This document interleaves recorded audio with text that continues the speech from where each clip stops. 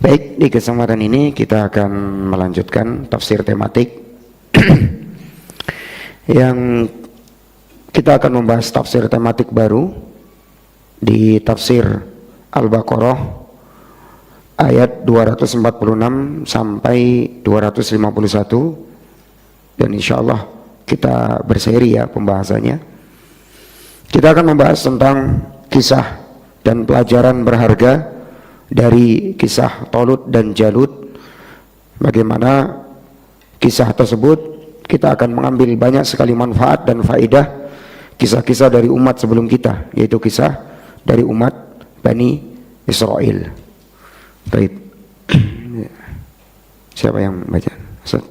Atau ada selain Ustaz mungkin yang mau baca? Mau mencoba qiraatnya silahkan, nggak apa-apa. Ada yang siap? Belum siap. Kapan siapnya kira-kira? Ya udah, Ustaz lagi deh. Tafadhol. Ustaz, jazakallahu khairan.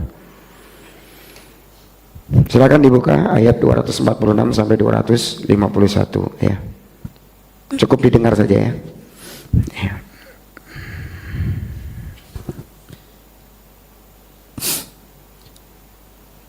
أعوذ بالله من الشيطان الرجيم ألم تر إلى الملأ من بني إسرائيل من بعد موسى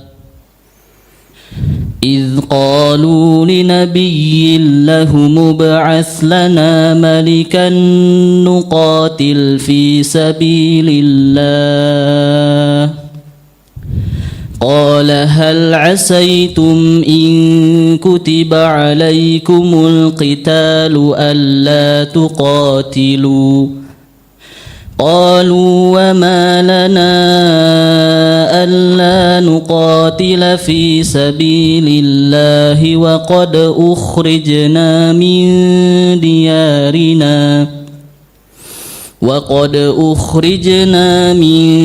ديارنا وأبنائنا فلما كتب عليهم القتال تولوا إلا قليلا منهم والله عليم بالظالمين وقال لهم نبيهم إن الله قد بعث لكم طالوت ملكا قالوا أنى يكون له الملك علينا ونحن أحق بالملك منه ولم يؤت سعة من المال قال إن الله اصطفاه عليكم وزاده بسطة في العلم والجسم والله يؤتي ملكه من يشاء والله واسع عليم. Hasbuk Ustaz. Jazakallahu khairan. Baik, sampai di sini dulu pembacaannya. Kita coba tadabburi ayat demi ayatnya, yang mana kita akan membahas sebuah kisah menarik dari kisah Bani Israel, yang mana kalau kita buka lembaran-lembaran Al-Quran, kita akan dapati kisah Bani Israel itu paling banyak penyebutannya dalam Al-Quran. Kisah Nabi Musa dengan kaumnya, kemudian kisah Nabi Dawud dengan kaumnya, Nabi Sulaiman dan seterusnya, dari kisah-kisah Bani Israel. Makanya surah An-Naml ayat 76 Allah berfirman, inna hadzal qur'ana yakussu ala bani Israel aktsarul ladzi hum fihi yakhtalifun. Jadi Al-Quran itu banyak mengkisahkan tentang Bani Israel. Kenapa kisah Bani Israel itu paling banyak dalam Al-Quran? Kenapa bukan kisah kaum Samud, kaum Ma'ad, kemudian kaumnya Nabi Nuh, Padahal kaumnya Nabi Nuh kan panjang hidupnya mereka kan. Nabi Nuh berdakwah di tengah mereka 950 tahun. Tentu panjang kisahnya. Tapi bukan kaumnya Nabi Nuh yang banyak dikisahkan dalam Al-Quran. Siapa? Bani Israel. Dan Israel jemaah itu adalah nama bagi Nabi Yakub alaihissalam. Nama lainnya adalah Israel. Makanya sebagian saudara-saudara kita salah ya ketika mencaci orang-orang Yahudi, ketika memaki orang-orang Yahudi karena perbuatan mereka, karena kejahatan mereka, karena kesombongan mereka. Kemudian saudara kita mengatakan maut untuk Israel gitu loh, kematian buat Israel. Padahal Israel itu apa? Israel itu siapa? Nabi Yakub alaihissalam. Jadi kurang tepat kalau kita mengatakan maut untuk Israel, sama dengan maut, kematian buat Nabi atau kecelakaan buat Nabi Yakub. Nggak pantas Nabi Yakub kok didoain keburukan. Harusnya kita katakan alaihissalam. Kenapa? Karena beliau Nabi.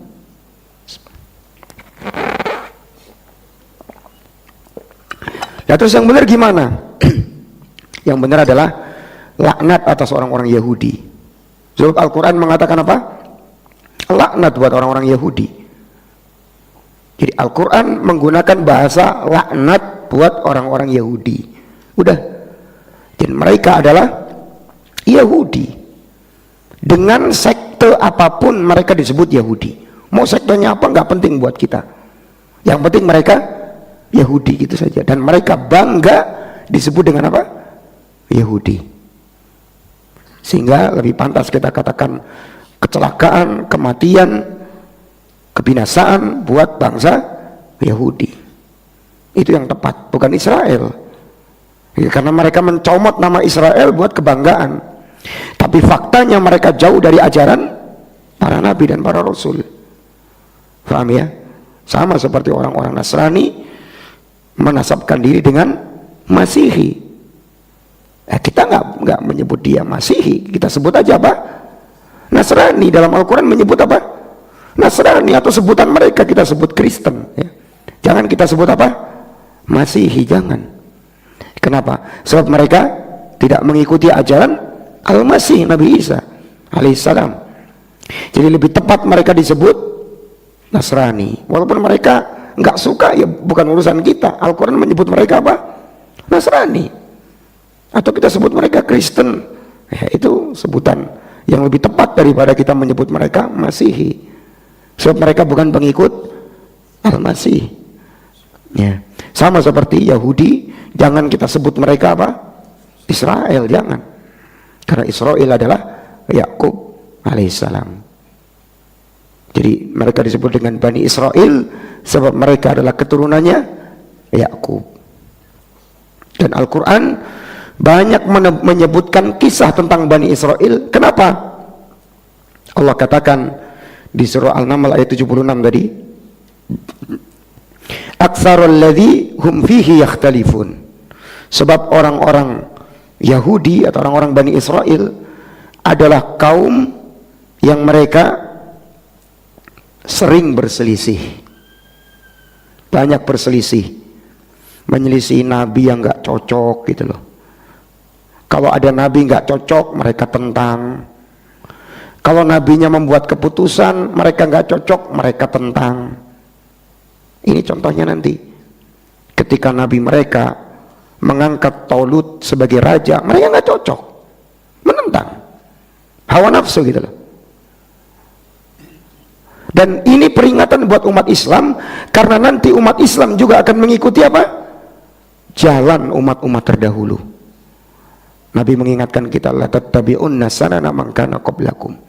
Sungguh kalian akan mengikuti kebiasaan dan sunnah-sunnah umat sebelum kalian. Shibron bi shibrin, sejengkal demi sejengkal. Wa dhira'an bi dhira', sahasta demi sahasta. Hatta law dakhulu juhra dabbin, sampai kalaupun mereka masuk lubang dob. Lubang dob itu lubang yang banyak jalan masuknya dan jalan keluarnya pun berliku, nggak satu jalan ya. Itu pun akan diikuti. Artinya mau gimana pun umat terdahulu, umat Islam akan ikut.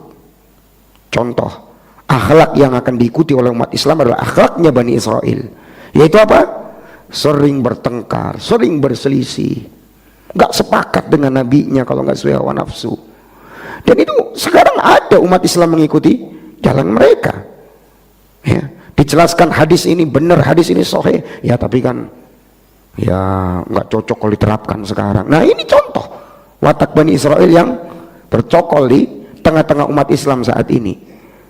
Ya, ketika dibawakan hadis yang sahih nggak nerima. Ya, ketika dijelaskan al-haq nggak cocok dengan hawa nafsu, ditolak. Ya, ini contohnya.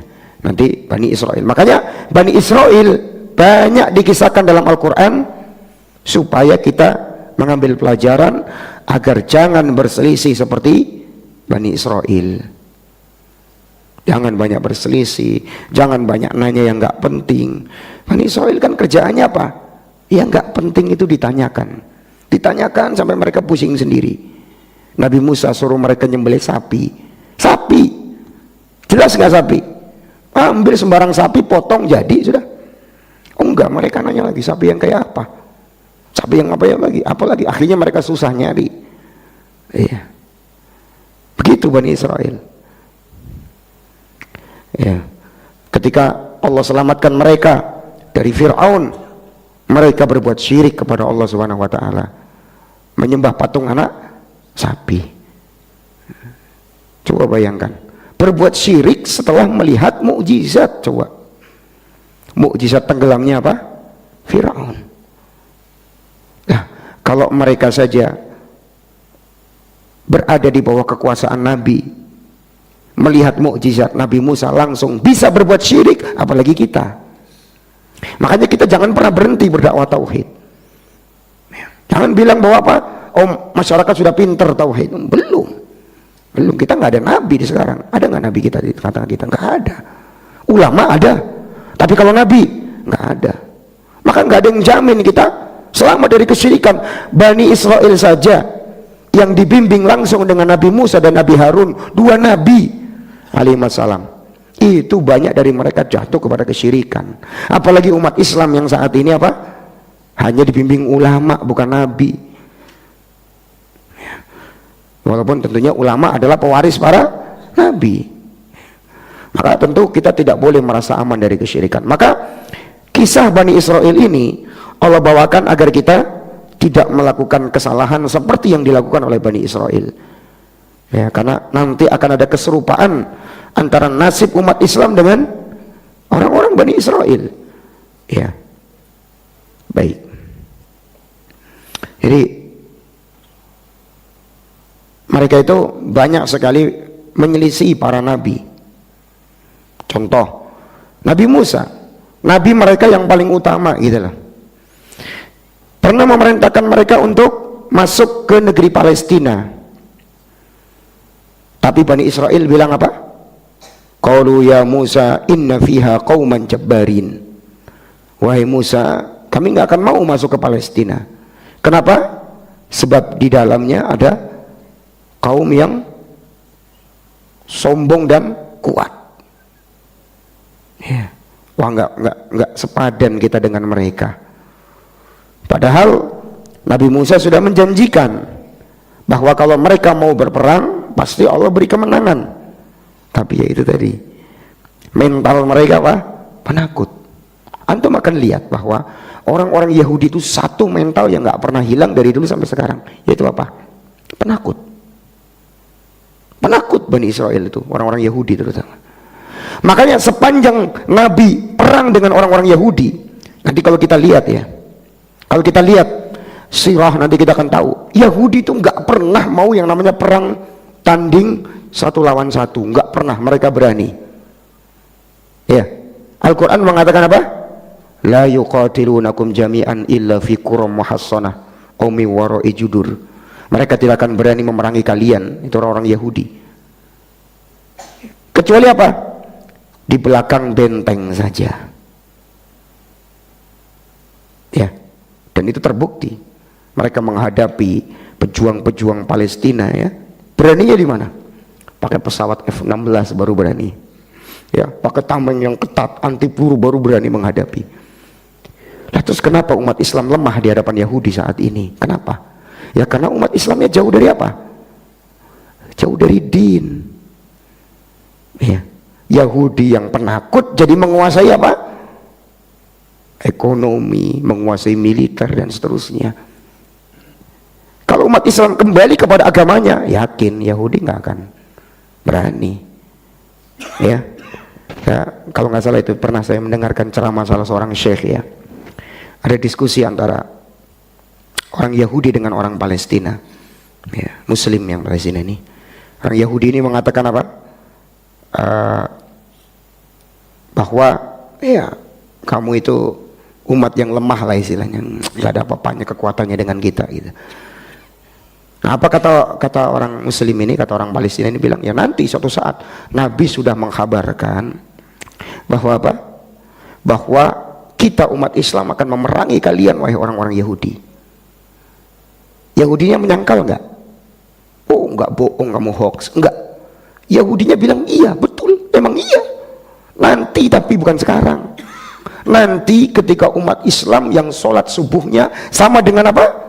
Sholat Jumatnya, baru kalian akan bisa ngalahin kita. Yang sholat subuhnya sama seperti Jumatannya, itu bisa ngalahin. Cuman gitu doang bilangnya orang Yahudi. Coba. Mereka tahu. Dan saat ini jamaah, mereka mempunyai proyek besar, yaitu menanam pohon horkot. Tahu pohon horkot? Pohon yang nanti tidak akan berbicara di akhir zaman ketika kaum muslimin akan membantai umat Yahudi di akhir zaman nanti. Ya, setiap pohon, setiap bangunan, setiap batu akan berucap nanti di akhir zaman, wahai muslim, ini di belakang saya Yahudi, bunuh. Kecuali satu pohon. Pohon apa? Orkot. Dan mereka yakin itu. Saat ini mereka sedang mengerjakan proyek itu. Umat Islam malah apa? Nggak yakin, kan lucu. Orang Yahudi aja yakin kok, kita malah nggak yakin, gimana? Itu jemaah. Maka kita kembali ke materi, bahwa mereka itu umat yang penakut sebenarnya itu.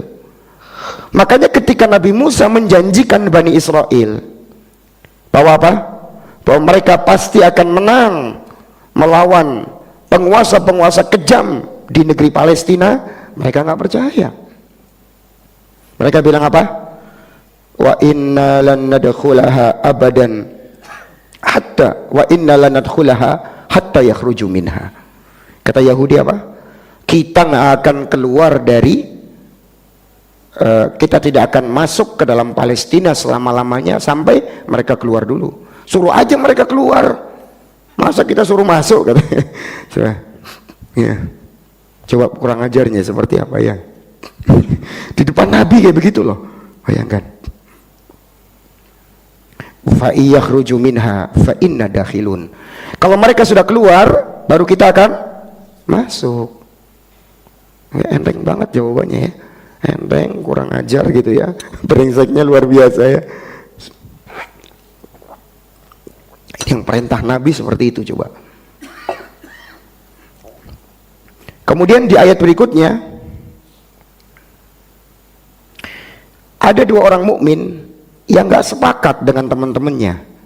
Ini Bani Israel yang beda ini ya. Bani Israel yang taat. Dua, coba bayangkan. Dua ngelawan orang-orang nggak benar coba. Ini menunjukkan bahwa apa?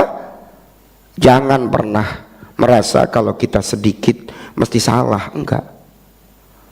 Buktinya ketika Nabi Musa perintahkan Bani Israel untuk memerangi penguasa Palestina yang kejam, semuanya pada protes, nggak siap. Suruh aja mereka keluar dulu, usir dulu dong mereka. Kan gampang, Fir'aun aja dimatiin sama Allah, kok mereka nggak dimatiin gitu loh. Iya. Kalau mereka udah dimatiin, mereka udah diusir, baru kita masuk.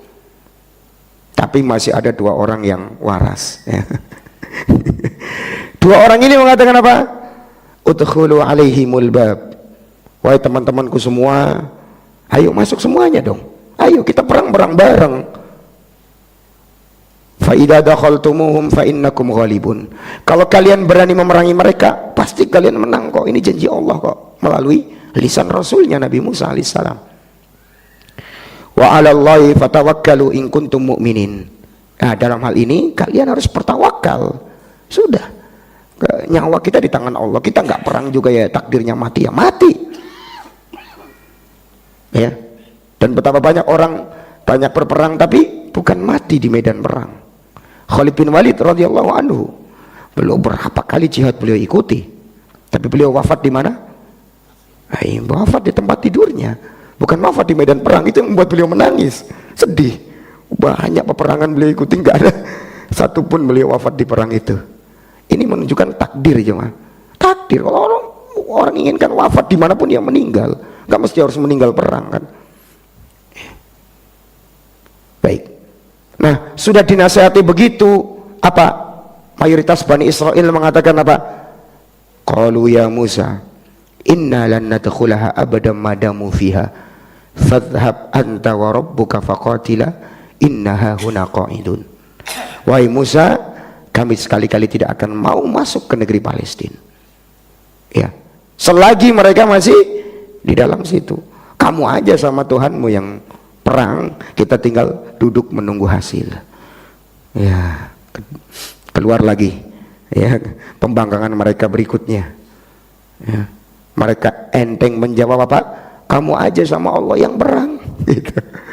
Kalau sudah mati raja-raja kejamnya, baru kita masuk.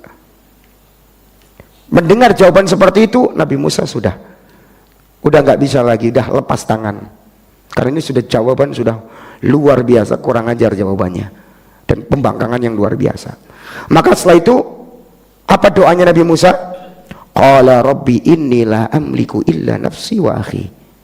Ya Allah, sesungguhnya aku tidak bisa menguasai diriku, sesungguhnya aku tidak bisa menguasai kecuali diriku dan saudaraku yaitu Harun. Udah ya, nggak bisa ini kalau sudah Bani Israel begini lagunya ya. Maka apa kata Nabi Musa? Fafruq bainana wa bainal qaumil fasikin. Maka pisahkanlah antara kami dengan orang-orang fasik. Setelah itu Nabi Musa meninggal dengan Nabi Harun. Dan kondisi Bani Israel apa?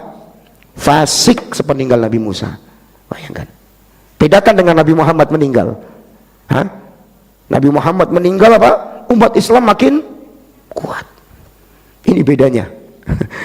Makanya umat para sahabat itu umat terbaik. Ya, kalau kita ngelihat sahabatnya Nabi Musa, lihat kelakuannya seperti itu. Ya, maka berbeda dengan sahabatnya Nabi Muhammad SAW. Jadi Nabi Musa meninggal, itu kondisi mayoritas Bani Israel fasik. Sebab nggak mau apa? Taat kepada perintah nabinya alaihissalam, yaitu Nabi Musa dan Nabi Harun alaihissalam. Baik. Nah, kemudian setelah Nabi Musa meninggal, Allah berikan hukuman kepada Bani Israel. Apa hukumannya? Di surah Al-Maidah ayat 26, qala fa innaha muharramatun alaihim arba'ina sanah. Maka jika demikian, maka sesungguhnya negeri itu diharamkan atas mereka 40 tahun. Jadi selama 40 tahun mereka nggak bisa masuk Palestina. Terus kemana mereka? Yatihuna fil ard. Mereka berputar-putar kebingungan, tersesat di padang Sahara. Bingung mereka karena mereka nggak punya tempat. Kalau masuk Palestina itu kan tanahnya subur, pertanian banyak ya, mereka bisa membangun peradaban, mereka bisa membangun negeri. Tapi berhubung mereka nggak mau berjihad menentang Nabi Musa, maka apa? Mereka diharamkan masuk Palestina. Berapa? 40 tahun mereka berputar-putar di padang Sahara. Itu hukuman dari Allah. Karena mereka apa? Menyelisihi nabinya. Bayangkan. Nah, ini juga pelajaran buat kita. Jangan sekali-kali menyelisihi Nabi Muhammad SAW. Kalau nggak pengen nasibnya kayak Bani Israel. Hina mereka. Muter-muter di padang Sahara. Allah hukum mereka 40 tahun. Kemudian Allah katakan fala ta'sa 'alal qaumil fasikin. Maka kamu nggak perlu bersedih atas nasib orang-orang yang fasik itu. Ya, ini balasan dari Allah. Nah, kemudian setelah itu ketika generasi yang tadi fasik ya, menentang perintah Nabi Musa itu mati, muncul generasi berikutnya yang ternyata soleh. Alhamdulillah Allah ganti dengan generasi yang soleh. Dan generasi yang soleh ini kemudian dipimpin oleh siapa? Nabi berikutnya setelah Nabi Musa dan Nabi Harun. Allah berikan amanah kenabian Bani Israel kepada siapa? Kepada seorang nabi yang bernama Yusha bin Nun alaihissalam. Antum tahu Yusha bin Nun? Pemuda yang menemani Nabi Musa ketika bertemu Nabi Khidir alaihissalam. Wa qala Musa li fatahu, dan seterusnya. Ketika Musa berkata kepada pembantunya yang muda, siapa di sini pembantunya Nabi Musa? Yusha bin Nun. Jadi Yusha bin Nun kemudian dapat amanah untuk memegang Bani Israel dan beliau dapat wahyu. Akhirnya beliau jadi nabi. Nah disitulah kemudian Yusha bin Nun memimpin jihad perang melawan para raja-raja kejam yang menguasai Palestina. Dan disitulah kemudian Bani Israel mendapatkan kemenangan. Akhirnya mereka menguasai Palestina setelah 40 tahun mereka tersesat di padang Sahara. Iya. Dan Yusha bin Nun adalah satu-satunya nabi yang diberikan izin oleh Allah untuk memberhentikan matahari. Ya, karena ketika terjadi peperangan ya, itu perang sampai hari Jumat itu belum selesai. Dan besoknya hari Sabtu, dan kita tahu hari Sabtu itu di syariat mereka nggak boleh berperang. Maka Yusha bin Nun berdoa kepada Allah agar apa? Matahari diberhentikan. Ya, Yusha kemudian mengatakan, wahai matahari, kamu jalankan perintah Allah, aku juga jalankan perintah Allah. Kalau gitu kamu berhenti matahari. Dan itu cuma untuk satu nabi saja, Yusha bin Nun saja.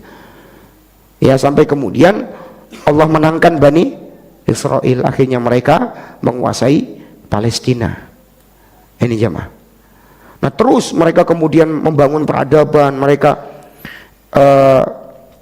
dibimbing oleh para nabi ya. Kita tahu ya, Bani Israel itu kata Nabi SAW dalam hadis riwayat Bukhari dan Muslim, kanat Banu Israel tasusuhumul anbiya. Bani Israel itu selalu dipimpin oleh para nabi. Kullama halaka nabiyun khalafahu nabiyun. Setiap satu nabi meninggal diganti dengan nabi yang lain. Jadi ketika Yusha bin Nun meninggal, diganti nabi yang lain, ganti nabi yang lain, ganti nabi yang lain. Ya. Dan yang unik di sini kata sejarawan, diantaranya disebutkan oleh Imam Ibnu Katsir dalam tafsirnya, bahwa Bani Israel yang para nabi itu dari keturunannya Lawa ya, seorang yang bernama Lawa ya, dari keturunannya Yakub ya. Lawa inilah yang melahirkan keturunan para nabi. Adapun para raja itu keturunannya siapa? Yahuda. Jadi Bani Israel itu Masya Allah sama Allah itu diproteksi dengan dua. Satu diprotek dengan nabi, dua diprotek dengan raja. Jadi mereka punya nabi dan punya raja. Nah nabi itu dari keturunannya Lawa, kalau raja dari keturunannya Yahuda. Terus itu berlalu sampai pada masa mereka apa? Kembali lagi ya Bani Israel begitu kan. Allah kasih kejayaannya, maksiat lagi, berbuat syirik lagi kepada Allah, jauh dari perintah Allah. Akhirnya apa? Mereka kembali dikuasai oleh musuh, diperangi oleh musuh. Banyak dari Bani Israel dibantai, dibunuh ya, wanita-wanita mereka ditawan ya. Terus jadi ini kejadian seperti masa Nabi Musa ketika mereka dibantai oleh Firaun. Kembali lagi itu terulang Bani Israel. Gara-gara apa? Maksiat mereka, berbuat syirik kepada Allah. Hari peringatan kepada kita umat Islam. Kalau kita ingin kuat di sebuah negeri, jalankan ajaran perintah Allah dan Rasulnya. Cukup kita Andalusia sebagai pelajaran buat kita bagaimana dulu itu negeri-negeri Islam, ulama banyak dari situ, kemudian apa? Menjadi negeri kafir. Ya. Ini pelajaran buat kita. Jangan sampai nanti cucu-cucu kita ya kemudian hanya cuma bilang apa? Dulu kita punya kakek Muslim. Jangan sampai. Ya. Nah ini kita harus kembali ke agama kita. Baik. Nah, sampailah di sebuah masa di mana mereka tidak ketemu lagi keturunannya Lewi atau Lawa ya. Ada dua pembacaan. Jadi mereka nggak ketemu karena banyak yang meninggal itu. Akhirnya mereka nggak bisa ketemu. Ketemu tinggal satu keturunannya Lawa yang masih hidup, yaitu perempuan. Nah, perempuan ini dilindungi oleh Bani Israel, jangan sampai terbunuh. Gimana caranya? Kenapa? Karena ini harapan kita nanti lahir nabi dari perempuan ini. Karena tinggal ini doang keturunannya Lawa ya. Kalau keturunan Yehuda masih banyak, keturunannya Lawa ini yang tinggal ini doang. Akhirnya wanita ini dilindungi oleh Bani Israel, disembunyikan di sebuah tempat sampai dia menikah. Kemudian apa? Dia berdoa kepada Allah, semoga dianugerahi seorang anak yang nanti menjadi nabi yang membimbing Bani Israel.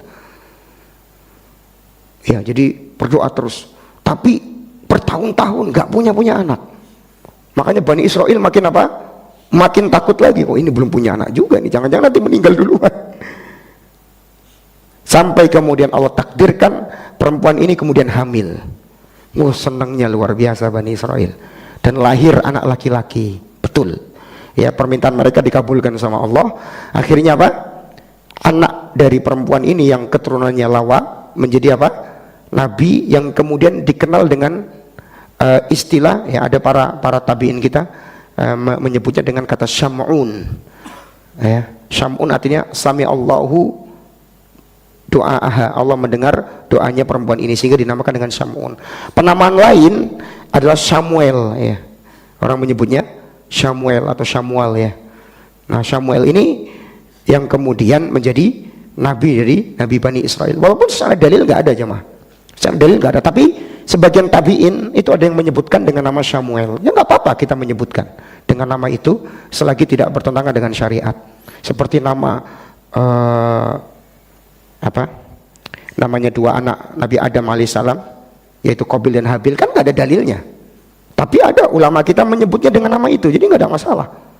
Walaupun Al-Quran nggak menyebut, kita menyebutnya untuk memudahkan saja.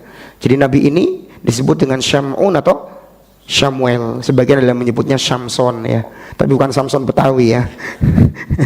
Bukan. Ini keyakinan khurafat, katanya kekuatannya Nabi Samson itu di mana? Di rambutnya katanya. Sama kayak Samson Betawi ya. Anda tahu Samson Betawi ya? Bukan itu. Itu khurafat. Ya, baik ya. Kita sebut Nabi ini dengan nama Samuel ya. Nah, Samuel ini kemudian menjadi pemimpin Bani Israel yang membimbing apa? Bani Israel. Makanya Allah kisahkan di sini ya. Yaitu ya tadi yang sudah dibacakan ayatnya. Tidakkah kamu memperhatikan para pemuka Bani Israel setelah Musa wafat, ketika mereka berkata kepada seorang nabi mereka, angkatlah seorang raja untuk kami agar bisa berperang di jalan Allah. Maka nabi mereka menjawab, jangan-jangan jika diwajibkan perang atas kalian, kalian nggak berperang. Itu. Jadi setelah mereka merasa sudah mulai kuat, oh kita udah punya nabi ini, udah mulai senang mereka, optimis ya. Nah di situ mereka datang kepada Samuel dan mereka mengatakan, sudah saatnya kita berjihad melawan penjahat-penjahat yang menghabisi keluarga kita, merampas harta kita, mengusir kita dari kampung halaman kita. Udah saatnya kita jihad wahai Nabi Allah. Udah saatnya, kapan lagi kita mau jihad? Tapi apa jawabannya Samuel alaihissalam? Beliau cuma mengatakan apa? Jangan-jangan nanti kalau diperintahkan perang kabur lagi kalian. Mereka berkaca dari apa? Sejarahnya Bani Israel. Ketika Nabi Musa perintahkan mereka masuk ke Palestina, perintahnya apa? Nggak mau mereka jihad kan? Jangan-jangan nanti kalau diperintahkan jihad kabur lagi. Ya. Oh, mereka meyakinkan, oh enggak.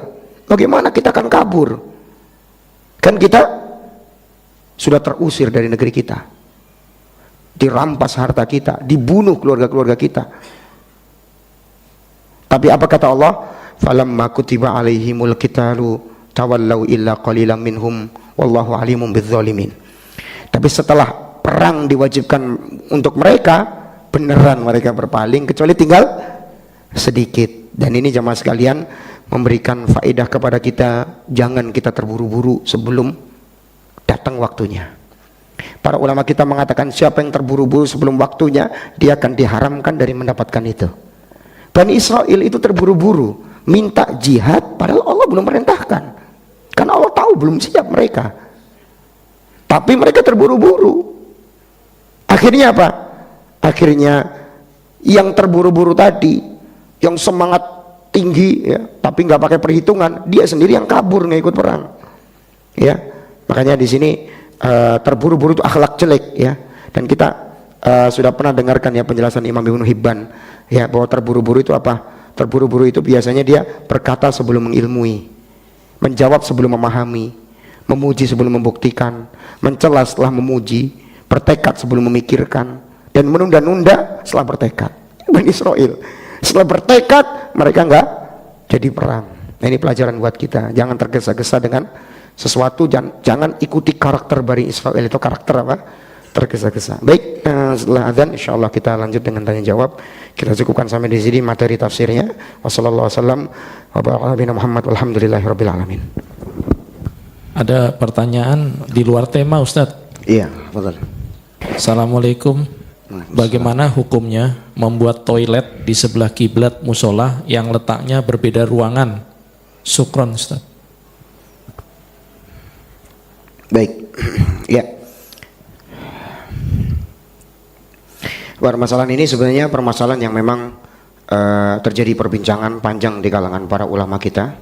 Secara asal memang Nabi kita Shallallahu Alaihi Wasallam melarang kita untuk menghadap kiblat ketika buang air besar maupun buang air kecil, atau membelakangi kiblat. Ya, sebagaimana dalam hadis dibawakan oleh Imam Al-Bukhari dan Muslim, la tastaqbilul kiblata bi ghaitin wala baulin wala tastadbiruha.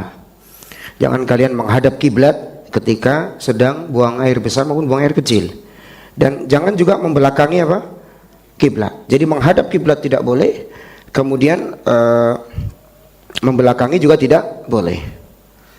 Ya. Nah, kemudian pernah terjadi di masa sahabat ya, bahwa suatu ketika seperti kisahkan Abu Ayyub ya Al-Ansari radhiyallahu anhu, bahwa suatu ketika beliau pernah mendatangi negeri Syam, dan beliau dapati di negeri Syam banyak tempat-tempat buang air, tempat-tempat toilet itu menghadap apa? Kiblat. Maka kata Abu Musa, fanan harifu wa nastaghfirullah. Maka kami pun merubah bangunan itu dan kami beristighfar kepada Allah. Artinya tidak, agar jangan sampai menghadap kiblat. Nah, di sini menunjukkan bahwa afdolnya kata para ulama, kalau memang bisa dirubah, ya memang bisa dirubah bangunannya agar tidak menghadap kiblat atau membelakangi kiblat, itu lebih bagus lagi. Jelas ya, itu lebih bagus lagi. Ya, baik. Adapun kalau menghadap kiblat dalam keadaan tidak ada bangunannya, para ulama sepakat haram hukumnya buang air menghadap kiblat atau membelakangi kiblat dalam kondisi bukan di bangunan tembok ya, di bangunan ada bangunannya ya. Nah, itu nggak boleh, sepakat para ulama. Yang diperselisihkan di kalangan mereka ketika mereka berbuang air di sebuah tempat yang ada bangunannya, di sebuah tempat yang ada apa? Bangunannya, ada toiletnya. Nah, toilet ini menghadap kiblat atau membelakangi kiblat. Nah, hukumnya gimana? Boleh nggak? Nah, pendapat pertama mengatakan nggak boleh, berdasarkan hadis tadi, hadis Abu Ayyub, bahwa para sahabat dahulu apa? Merubah para sahabat yang ada di negeri Syam merubah toilet-toilet yang menghadap ke kiblat supaya tidak menghadap kiblat. Nah, pendapat kedua mengatakan ya bahwa kalau memang itu di dalam bangunan, kalau itu di dalam apa? Di dalam bangunan, maka tidak mengapa. Dalilnya adalah kisah Ibnu Umar ya, masih dalam riwayat Bukhari dan Muslim, bahwa Ibnu Umar suatu ketika naik di rumahnya Hafsah, saudarinya. Maka nggak sengaja Ibnu Umar melihat Rasulullah ketika buang haja apa? Mustaqbilas Syam, mustadbirul kiblah. Beliau menghadap ke Syam dan membelakangi apa? Kiblat. Nah, ini diambil dalil kalau ada di dalam bangunan berarti apa? Boleh. Ya. Tapi sebagian lagi membantah itu kekhususan Nabi SAW. Tapi juga bisa dibantah lagi kalau kekhususan Nabi butuh dalil. Ya. Sebagian lagi ada yang mengatakan Sabda Nabi lebih didahulukan daripada perbuatan. Sabda Nabi jangan menghadap kiblat dan jangan membelakangi. Tapi ada perbuatan Nabi, berarti mungkin di situ mungkin ada sesuatu. Mungkin barangkali Nabi sedang dalam keadaan uzur atau bagaimana. Nah, maka kesimpulannya jemaah, kita ambil kaidah khuruj minal khilafi aula. Keluar dari khilaf para ulama lebih utama. Artinya kalau kita punya pilihan, jangan sampai kita sengaja membangun apa? Membangun toilet yang menghadap kiblat atau membelakangi kiblat. Sementara kita punya kemampuan untuk tidak menghadap atau membelakangi kiblat, jelas ya.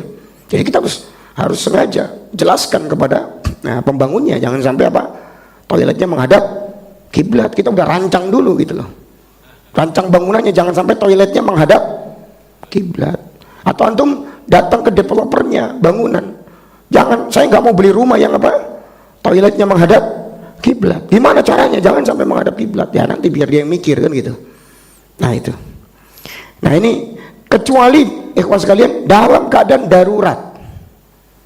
Bisa beli rumah tapi apa? Sudah kadung toiletnya menghadap kiblat. Ya kita nggak perhatian, toto pas beli apa? Yang hadap kiblat gitu ya. Ya. Maka ini kondisinya darurat ya. Memang kondisi yang tidak diinginkan. Kalau memang nggak diinginkan ya sudah. Ya mungkin nanti suatu saat kalau ada biaya ya bisa dirombak ya bangunannya supaya nggak ngadep kiblat. Sementara belum ada ya sudah, dengan tetap dengan tetap dia tidak menginginkan itu atau dia tidak sengaja ingin menghadap kemana, ke kiblat itu, jelas ya. Atau kita berada di sebuah tempat yang memang kita nggak bisa, mau nggak mau ya toiletnya toilet umum gitu ya. Nah kita harus buang air gitu loh. Mau nggak mau ya harus di toilet itu. Kalau nggak kita buang air, ya nggak bisa, nggak nahan kan gitu. Sementara itu toilet umum ya sudah, Allah ampuni insya Allah. Karena apa? Kondisinya apa? Darurat. Jelas ya?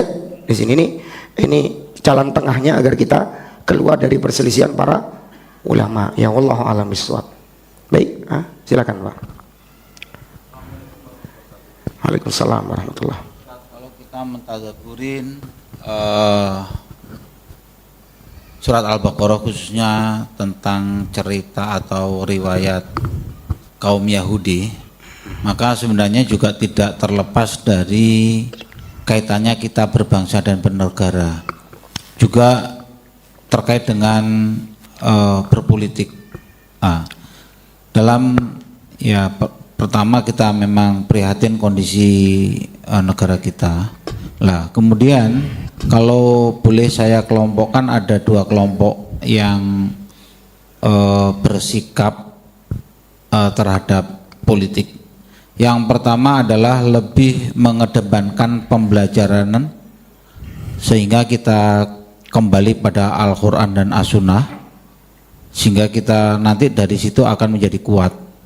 Terus kemudian ada kelompok yang lain yang berpikir bahwasanya kalau kita tidak melek politik, tidak berpolitik, maka ya yang berpolitik adalah orang-orang yang di luar kita, yang tidak beriman, maka kita dikuasain.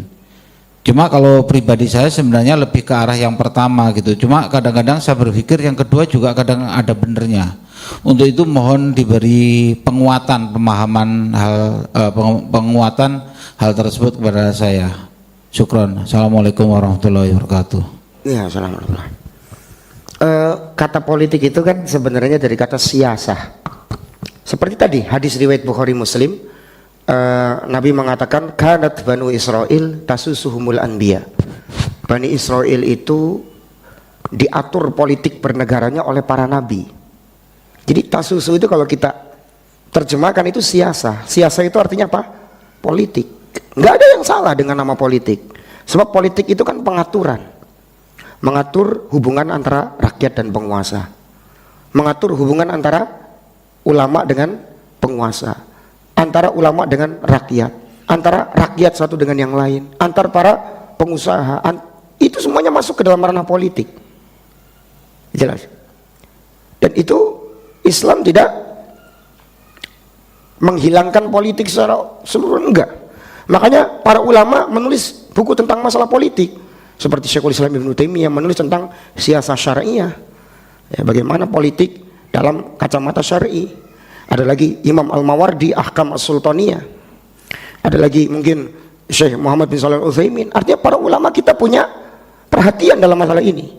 Cuman masalahnya sekarang, kata politik ini kemudian disalahgunakan oleh sebagian oknum, yaitu politik ini selalu diidentikan dengan apa? Politik praktis.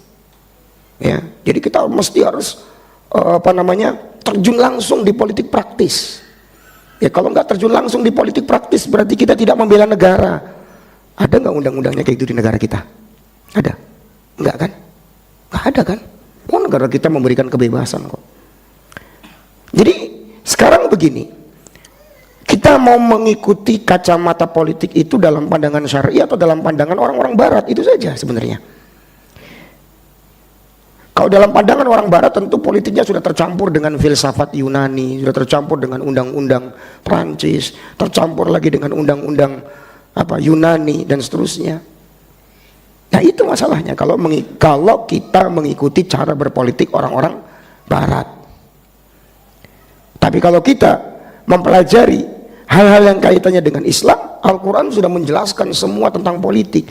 Nah itu kan kisah Bani Israel, bagaimana Bani Israel dipimpin para nabi, dipimpin oleh raja, sampai mereka ke riwayat terakhir dipimpin oleh Nabi Isa. Itu kan sebenarnya ada pembicaraan masalah politik. Cuman apa? Itu politik yang diajarkan oleh Al-Quran kepada kita. Cuman masalahnya adalah apa? Kita sendiri umat Islam kurang memahami bagaimana politik yang itu diajarkan oleh Al-Quran dan oleh Nabi kita SAW. Dan kita selama ini yang kita tahu ya politik adalah politiknya orang barat, karena mereka yang punya kekuasaan sekarang. Orang-orang barat kan yang menguasai teknologi. Siapapun yang menguasai, dia yang akan menyebarkan doktrin. Udah gitu aja. Dulu ketika umat Islam berkuasa, anak pernah menemukan sebuah video jemaah luar biasa.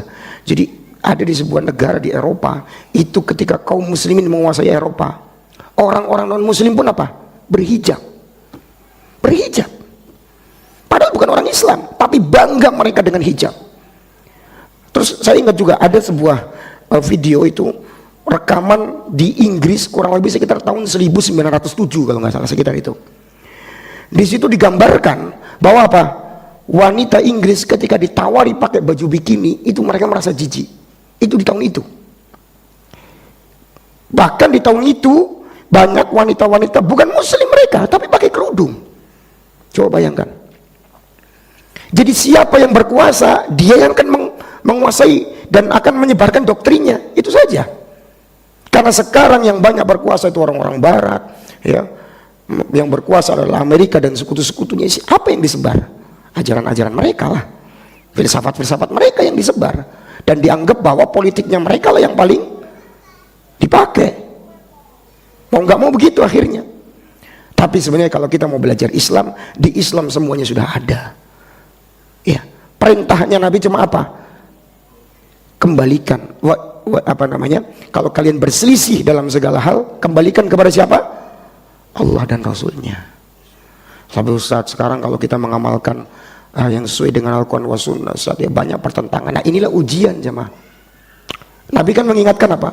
Bada al-Islamu ghoriban, fasayaudu ghoriban kama bada. Islam itu dimulai dalam keadaan asing dan akan terasing di suatu masa nanti. Fatuba lil ghuraba, maka selamat orang-orang yang asing itu. Asing itu siapa? Alladzina yuslihuna ma afsadan nas, orang yang tetap berbuat baik walaupun manusia rusak.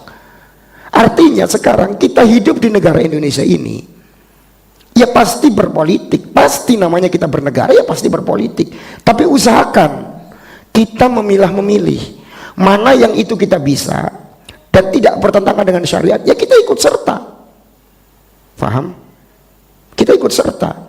Tapi yang itu di luar kemampuan kita, di luar kredibilitas kita, ya jangan masuk ke situ. Seperti kayak sekarang orang berpolitik, tapi berpolitiknya cuma apa? Komen sana sini, cuma ngakses berita sana sini. Saya tanya, dari ngakses berita apa manfaatnya? Apa sumbangsinya buat bangsa? Kalau cuma ngakses berita doang, kalau cuma komen doang, semua orang bisa. Nah, termasuk adalah kita berpolitik, nah ya sekarang ini kita berpolitik bernegara, berpolitik saya maksud bernegara ya, bukan berpolitik praktis ya, itu saya nggak masuk ke situ. Saya bilang berpolitik maksudnya bernegara. Adalah apa? Kita berdakwah, kita belajar, kita mengajarkan manusia kebaikan. Itu berpolitik gak? Berpolitik tapi yang benar gitu loh. Terus kalau ada undang-undang negara yang tidak bertentangan, kita dukung. Misalkan setiap warga negara berkewajiban untuk melindungi bangsa negara, kita ikut. Kalau sekarang pemerintah kita perintahkan kita untuk wajib militer, wajib nggak kita ikut? Wajib. Itu berpolitik juga seperti, tapi berpolitik yang apa? Yang benar dan sesuai dengan kemampuan kita. Bukan berpolitik itu kita dari pagi sampai sore mantengin berita politik terus, ya, mengamati terus apa namanya pergerakan para politikus ya. Bukan itu maksud kita. Nah, itu maksud kita apa? Kita sekarang kan warga negara, turuti aturan negara, itu juga berpolitik yang benar. Itu ikuti aturan yang itu aturan tidak bertentangan dengan syariat, kita ikuti. Ya. Kemudian apa? Ajarkan masyarakat ilmu yang benar itu. Jadi bukan kita ikut-ikutan umumnya orang. Umumnya orang kita gitu itu apa, hanya komentar sana sini tentang politik yang nggak ada hasil apa-apa. Ya. Sebagai lagi sibuk meneliti kekuatan negara-negara adidaya. Ya, sekarang kalau mau neliti-neliti doang, kemudian kita tidak punya kemampuan, ya buat apa? Jadi maksud saya begini, kaidah kita dalam semua hal, gak cuma dalam berpolitik, min husni islamil mar'i tarkuhu ma la ya'ni. Termasuk kebaikan Islam seorang adalah meninggalkan yang bukan urusannya. Apa urusan antum dengan utang negara? Saya mau tanya. Utang antum udah lunas belum? Ngapain ngurusi utang negara? Di sini maksud saya, yang bukan urusan antum gak usah ikut campur. Utang kita dulu dilunasi. Dari kemarin kita ditagih-tagih juga afwan akhi terus. Sekarang kita bicara utang negara, coba. Ngapain coba? Itu bukan urusan kita. Dan kita nggak ditanya dari utang itu. Tapi kenapa itu jadi sekarang pembicaraan kita? Buat apa coba? Hah? Kita tidak bukan berarti mereka itu nggak punya kekeliruan, punya, tapi kan kebaikannya juga banyak. Artinya gini loh, kita ini punya prinsip yang bukan urusan kita, ngapain kita masuk?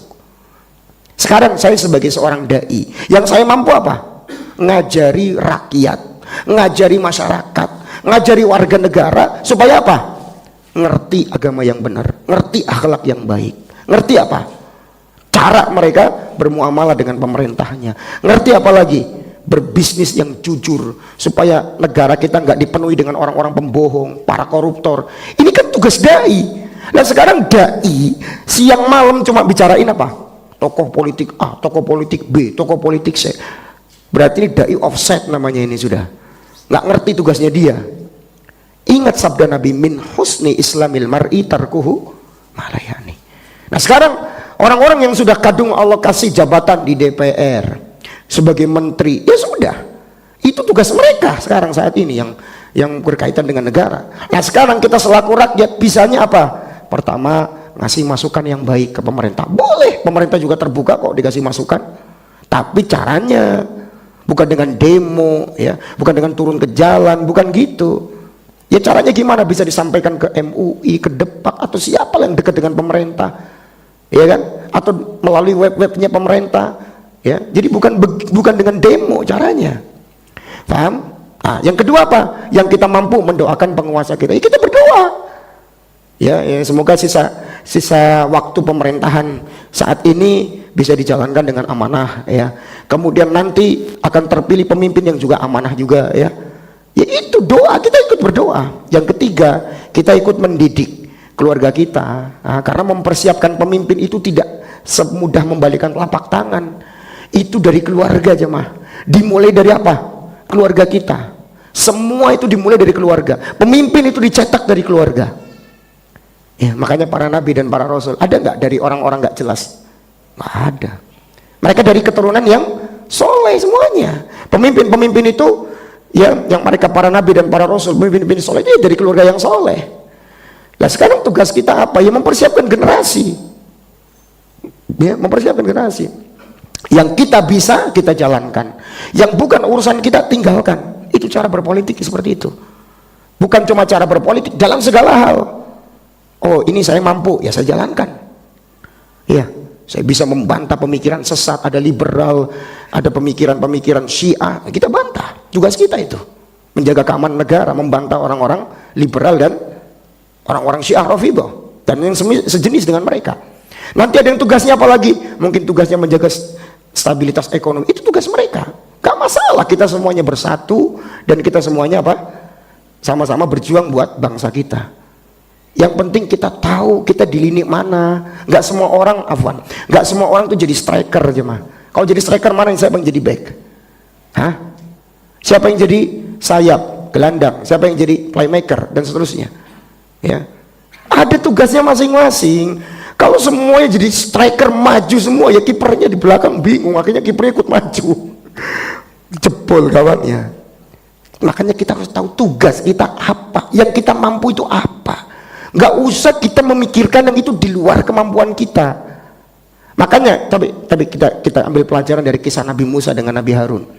Nabi Musa ketika melihat Bani Israel sudah membangkang, sudah nggak mau dengar, sudah keras kepala, itu ya. Apa Nabi Musa mengatakan? Qala rabbi inni la amliku illa nafsi wa akhi. Ya Allah, aku nggak bisa lagi mengatasi ulah Bani Israel. Udah bebal mereka itu. Kecuali apa? Aku dan saudaraku aja sudah. Fafruq bainana wa bainal qaumil fasikin. Pisahkan kita dengan orang-orang fasik. Nabi Musa apa? Udah nggak mau lagi ketemu dengan kaumnya. Lebih baik dia meninggal. Ini memberikan perhatian apa? Sesuatu yang kita udah nggak bisa, jangan antum paksakan. Itu bukan kemampuan antum. Tahu diri kita. Nabi Musa itu nabi loh, sudah nggak bisa ngurusi Bani Israel, kan udah keras kepalanya luar biasa. Apa kata beliau? Ya sudah, lepas, serahkan ke Allah. Kita pun seperti itu. Tidak semua gejolak politik, tidak semua kaitannya dengan panggung politik ya, itu kita mampu untuk masuk ke situ. Nggak semuanya. Ingat, kita punya waktu terbatas, punya kemampuan terbatas. Prioritaskan mana yang penting buat kita dulu. Tidak semua hal kita urusi. Semua hal kita urusi, ya habis waktu kita. Presiden saja itu punya apa? Punya menteri, punya gubernur. Kenapa? Ya karena presiden nggak bisa ngurusi sendiri dari Sabang sampai Merauke. Masa kita mau merasa hebat semuanya di semua lini? Gak bisa. Jadi yang kita bisa apa? Yang kita bisa, kita mendoakan penguasa kita doakan. Semoga lahir nanti penguasa yang amanah, soleh, jujur. Kemudian apa? Kita didik keluarga kita supaya nanti dari keluarga itu kan lahir pemimpin. Ya enggak? Ayo kita tambah ilmu kita, ilmu syar'i kita tambah, belajarnya kita nambah. Baru kita dakwah dan seterusnya. Ini seperti itu. Yang kita mampu buat bangsa ini ya kita lakukan. Yang tidak mampu ya jangan coba-coba masuk, bukan urusan kita. Paham? Ya akhirnya cuman komentar-komentar doang di mana? Oh, di sosmed. Ya orang komentar-komentar kan cuma komentar. Suruh coba dia jadi presiden, bisa nggak? Ya bisanya cuma komen kan. Ya kayak Bani Israel tadi, ya nggak? Oh, kita pengen jihad ini, masa kita nggak jihad? Udah diusir, dibunuh, dirampas, giliran jihad apa? Kabur. Makanya antum lihat, orang yang pinternya komen itu paling nggak bisa dia menutupi kekurangannya dengan omongannya. Orang pintar komen begitu.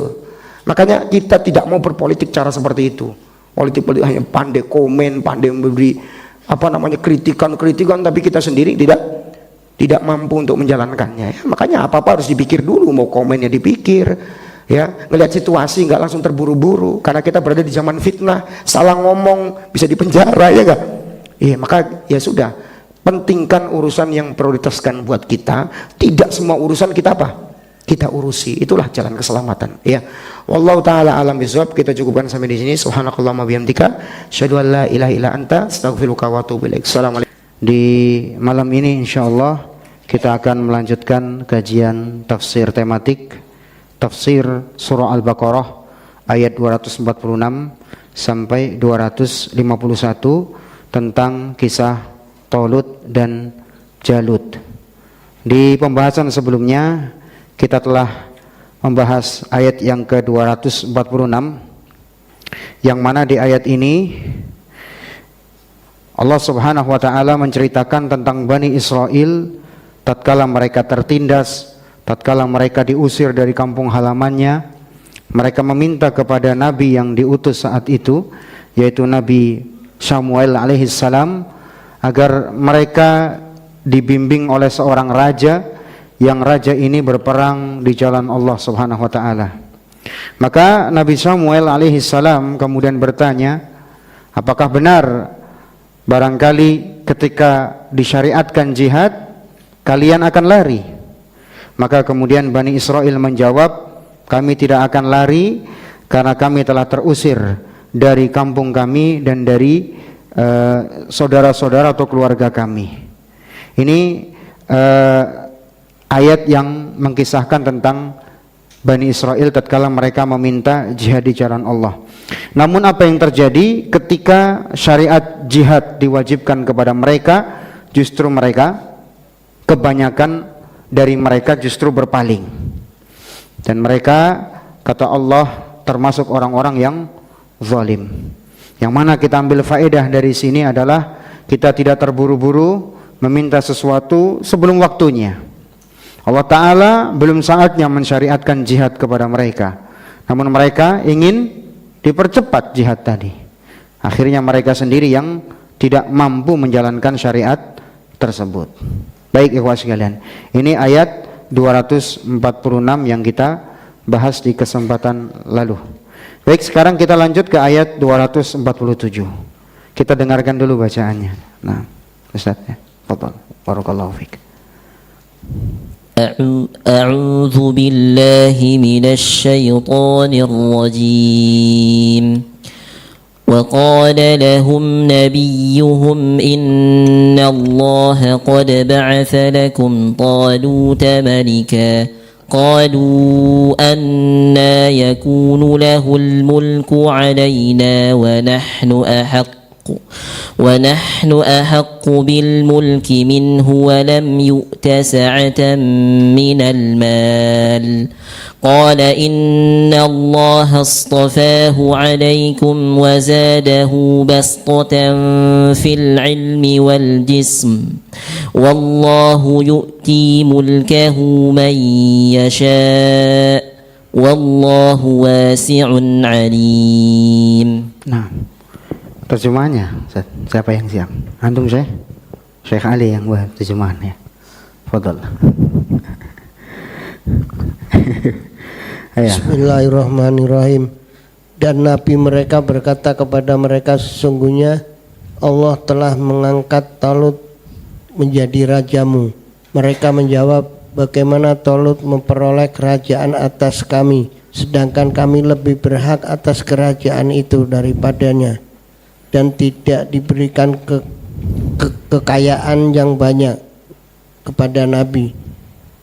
Nabi menjawab, Allah telah memilihnya menjadi raja dan kami memberikan kelebihan ilmu dan fisik.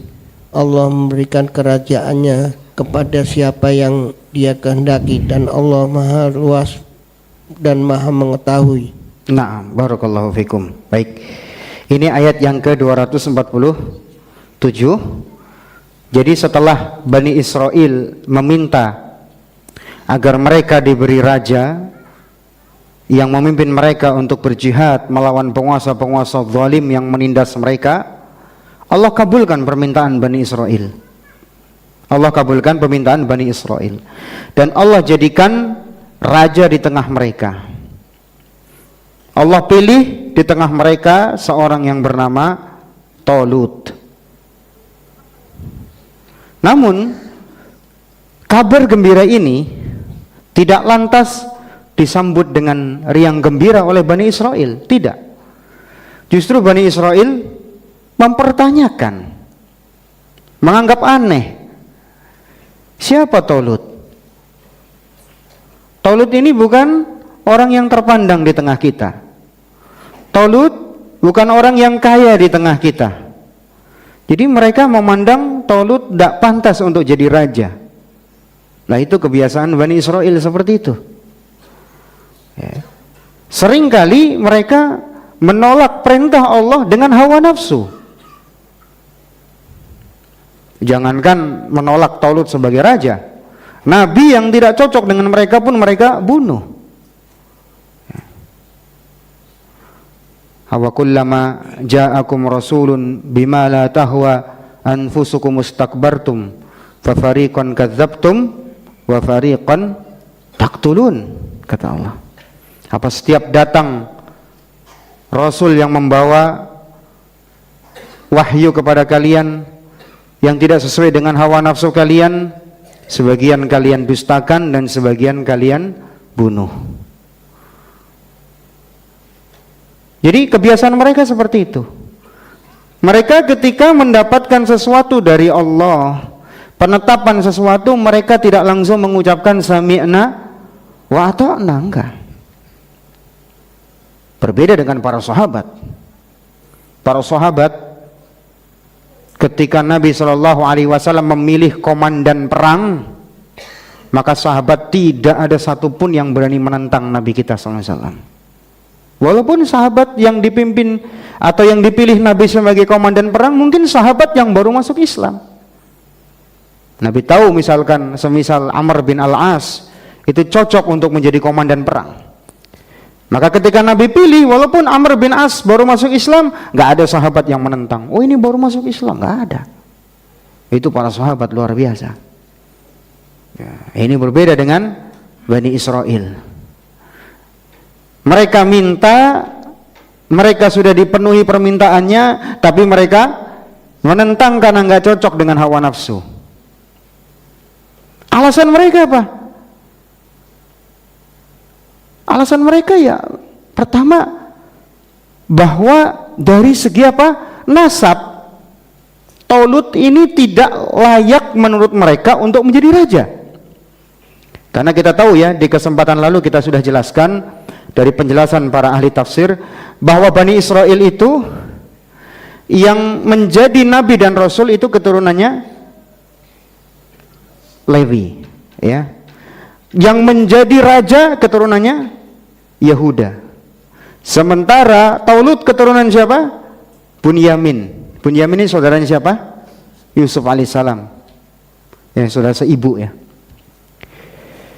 Menurut mereka nggak ada selama ini raja dari keturunan Bunyamin. Raja ya dari keturunan Yehuda.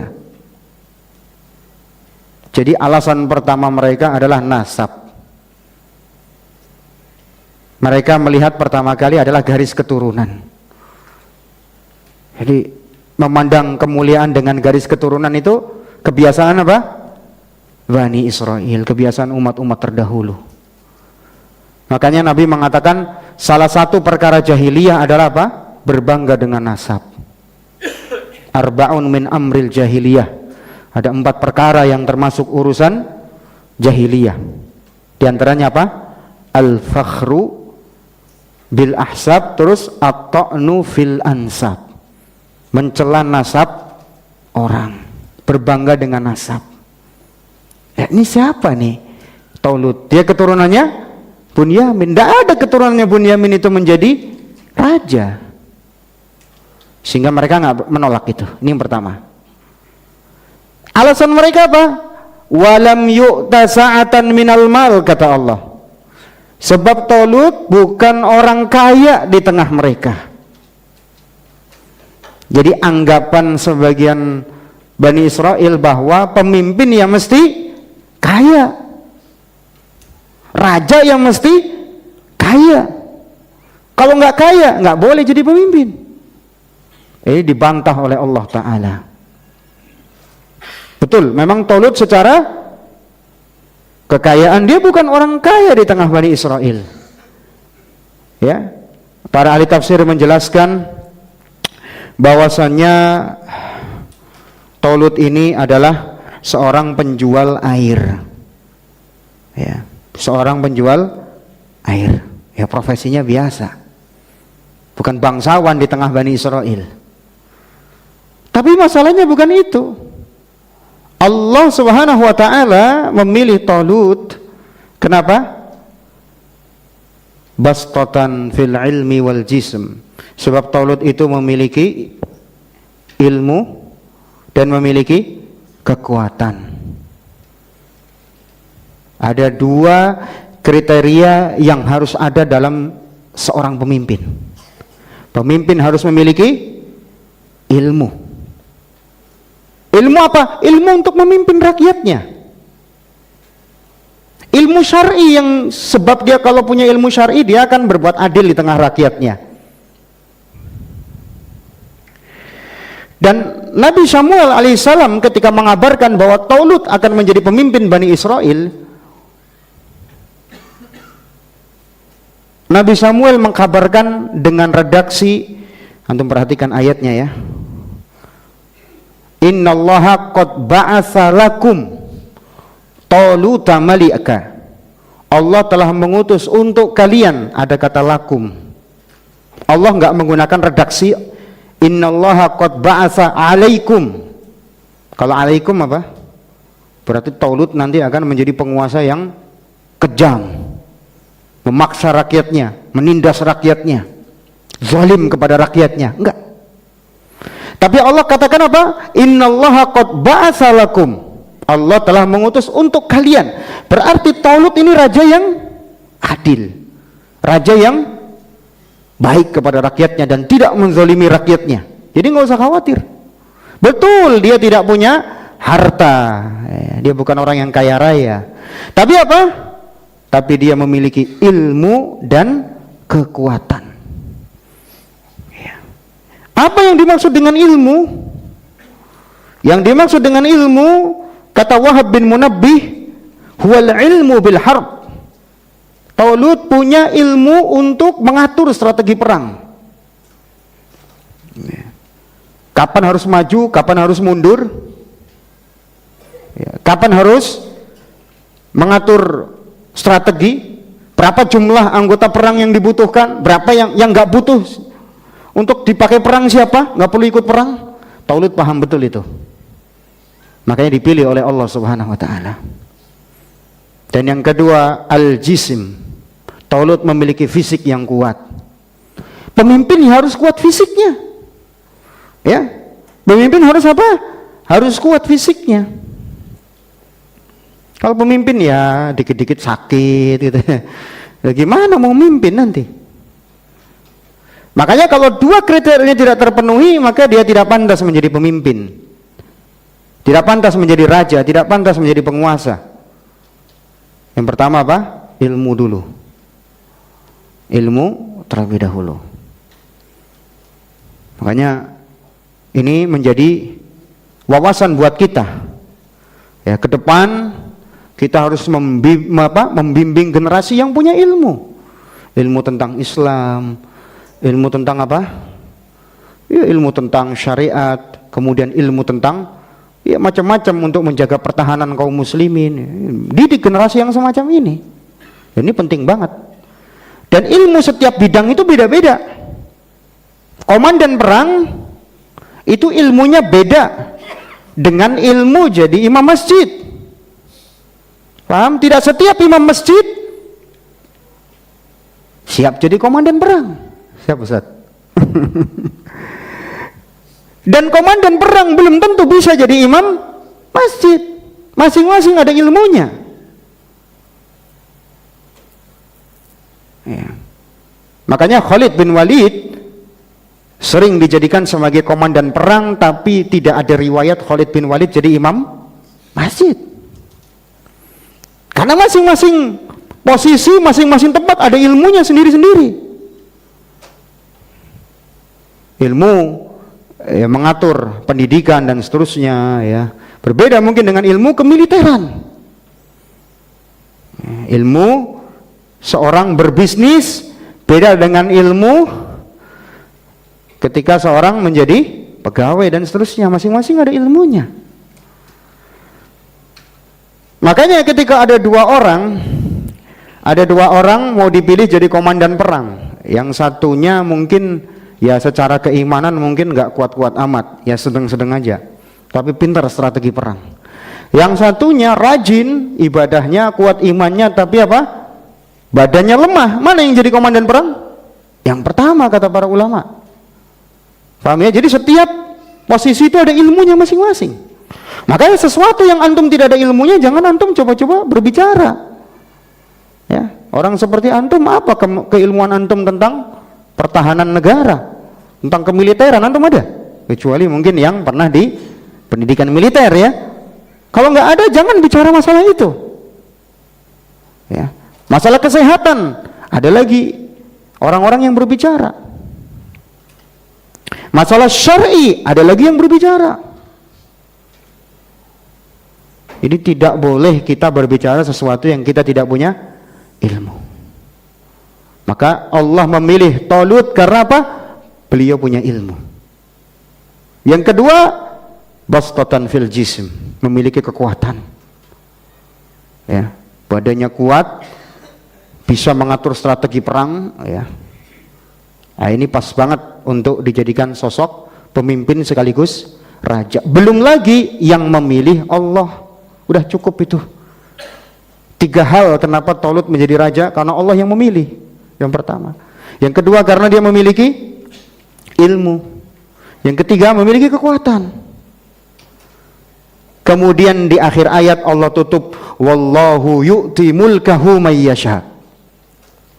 Dan Allah berikan kekuasaan kepada siapa yang Allah kehendaki. Nah, ini garis bawahi, Allah yang memberi kekuasaan, bukan rakyat yang memberi kekuasaan. Ya, bukan, tapi Allah. Betapa sering rakyat menginginkan pemimpin tertentu, ternyata bukan itu yang diinginkan. Allah carikan pemimpin lain. Karena Allah yang memberikan kepemimpinan kepada siapa yang Allah kehendaki. Pada akhirnya kerajaan itu semua milik Allah.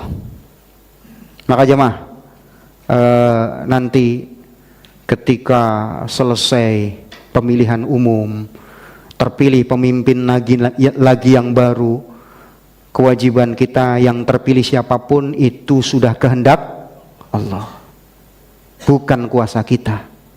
Betul, rakyat yang memilih, tapi yang berkehendak siapa? Allah. Ya, Allah yang sudah berkehendak. Jadi tidak ada yang punya kekuasaan kecuali Allah Subhanahu wa taala. Maka tugas kita ikhtiar. Setelah itu siapa yang nanti memimpin kita, ya kita serahkan sama Allah. Banyak-banyak kita tawakal sama Allah. Bukan antum mantengin berita politik terus. Sehari-hari habis waktu antum untuk melihat berita ini, berita itu, bandingkan ini, bandingkan itu, dan seterusnya. Padahal kita lupa bahwa kekuasaan itu milik Allah. Seharusnya kita memohon kepada Allah agar Allah pilihkan pemimpin yang baik dan yang tepat buat kita. Yang baik menurut Allah, bukan menurut kita. Betapa sering menurut kita, tapi ternyata apa? Sebaliknya. Kita harus minta, ya Allah, sesungguhnya Engkau yang paling mengerti mana yang terbaik buat kita. Paham sampai sini ya? Bani Israel mengira apa? Lah Talut kok jadi pemimpin? Orang nggak punya, pekerjaannya saja tukang air. Bukan keturunan raja sebelumnya dari keturunan Yahuda, bukan juga keturunannya Lewi yang dari keturunannya para nabi, enggak. Tapi sekali lagi, jangan mengandalkan sesuatu dari garis keturunan. Dan yang baik menurut manusia belum tentu baik menurut Allah. Allah pilih yang terbaik menurut dia siapa? Talut. Paham sampai sini ya? Nah, ini pelajaran banyak sekali dari pelajaran kehidupan, karena kehidupan terus berulang jemaah, terus berulang. Siapapun pemimpin yang terpilih pasti ada pro, ada yang kontra, itu pasti. Nggak semua orang setuju bahwa Talut itu menjadi pemimpin, padahal Allah yang memilih langsung. Itu pun tidak banyak yang nggak setuju. Banyak alasan-alasan mereka ungkapkan, tapi Allah tolak semuanya. Sebab sekali lagi Allah yang memberikan kekuasaan kepada siapa yang Allah kehendaki. Udah, itu saja. Kita mungkin nggak suka, kita suka, Allah sudah pilih, mau gimana? Maka tidak ada lain kecuali apa? Bani Israel harus sami'na wa ata'na. Jadi dari ayat ini jemaah kita ambil beberapa pelajaran. Yang pertama, wajibnya taat atas perintah Allah dan Rasulnya. Wajibnya taat atas perintah Allah dan Rasulnya. Ya. Kalau Rasul sudah perintah, sudah nggak ada nanti-nanti. Ini sifat Bani Israel itu, yang kalau ada perintah Allah, perintah Rasulnya nanti nggak cocok, kurang ini, kurang itu, macam-macam penentangannya. Kok begini, kok begitu? Jadi ikhwan, beragama itu mengikuti perintah, bukan sesuai selera. Kalau sesuai selera itu namanya prasmanan. Antum hadiri pernikahan, hidangannya prasmanan, antum pilih. Yang gula darahnya lagi naik, jangan ngambil yang karbonya tinggi. Yang lagi kolesterolnya naik, ambil yang nggak gede kolesterol. Itu namanya apa? Prasmanan. Agama itu sesuai perintah, bukan sesuai selera. Jadi kalau sudah keputusan Allah dan Rasulnya, ya sami'na wa ta'na. Jangan bilang begini, bilang begitu, jangan ntar begini, ntar begitu. Ya. Ini kan begini, ini kan begitu. Udah singkirkan. Kenapa nanti begini, udah singkirkan semua. Yang kedua, dakwah itu mengajak kepada Allah, bukan mengajak kepada diri sendiri. Lihat Nabi Samuel alaihissalam berdakwah mengajak kepada Allah. Ketika Nabi Samuel memilih Talut sebagai pemimpin, itu atas perintah Allah. Bukan Nabi Samuel yang pingin sendiri. Oh, ini pilihan saya. Enggak. Ini wahyu dari Allah. Allah yang pilih Talut langsung. Jadi dakwah itu bukan ngajak ke diri sendiri. Oh, ini sesuai dengan selera ustadznya, sesuai dengan selera kiainya, sesuai dengan selera ulamanya, dan enggak. Harus apa? Sesuai dengan dalil. Karena beragama itu dalil. Betul, kita mengambil ilmu ya dari guru, betul. Tapi manusia kadang-kadang bisa menyelisih dalil. Yang wajib kita ikuti adalah dalil. Paham ya? Baik. Yang ketiga, seorang pemimpin haruslah memiliki ilmu dan fisik yang kuat. Ya. Ilmunya dan fisiknya mumpuni ya. Kemudian yang keempat, ilmu lebih utama daripada harta. Karena Talut ketika dipilih oleh Allah sebab ilmunya pertama kali, bukan hartanya dulu, enggak. Karena masih banyak yang lebih kaya daripada Talut. Nah, inilah cara pandang yang kadang-kadang selama ini menjadi kebiasaan, tanpa sadar menjadi kebiasaan kita mengikuti budaya Bani Israel, bahwa kalau orang kaya, itu baru dia berhak jadi pemimpin, yang harus didengar ucapannya. Ya. Sementara kalau ada masukan dari orang kayaknya kurang kaya, ya nggak usah didengar gitu. Nah, ini Bani Israel begitu. Bani Israel itu patokannya begitu. Jadi dari dulu Bani Israel itu kalau yang ngomong orang kaya didengar, tapi yang ngomong orang nggak punya nggak didengar. Kalau setelah itu baru punya, baru didengar. Dan ini jadi kebiasaan dimanapun, bahkan di level-level seperti perusahaan. Kalau ada bawahan punya ide bagus, tapi dilihat bawahan, nggak didengar. Giliran dia sudah naik pangkatnya, dia sudah punya jabatan yang mentereng, ngomong baru didengar. Ini kebiasaan Bani Israel seperti itu. Jadi nggak akan didengar kalau bukan orang kaya yang ngomong. Nah, itu budaya semacam itu, mindset semacam itu yang dikikis sama Nabi Samuel ketika itu. Bahwa ilmu itu lebih berharga daripada harta. Ya, orang punya harta tapi nggak punya ilmu, jadi apa dia? Kan seperti itu. Nah, ini. Dan yang kelima, setiap profesi membutuhkan ilmunya sendiri. Ya, ada keilmuan sendiri. Menjadi komandan jihad ada ilmunya sendiri. Menjadi imam masjid ada ilmunya. Menjadi pebisnis ada ilmunya sendiri. Masing-masing harus berbicara sesuai dengan ilmunya. Dan jangan masuk ke ranah yang dia tidak punya ilmu. Karena sekarang ada sarana seperti sosmed, ada sarana seperti googling. Ya. Orang sok tahu sekarang. Nanya ke ustadz sambil googling. Jawabannya ustadz ini kok ada ustadz lain beda. Itu. Antum hati-hati, antum kalau kajian jangan googling, itu bagian dari adab. Ya, kajian jangan googling, nanti googlingnya setelah kajian. Ada sebagian orang kajian sambil googling, nih Ustadz ngomong gini, entar ada pendapat lain. Kelihatannya kayak nyatet, ternyata lagi googling, bandingin pendapat ustadznya. Nah ini nggak ada adab itu. Stop, googling semua tutup. Paham?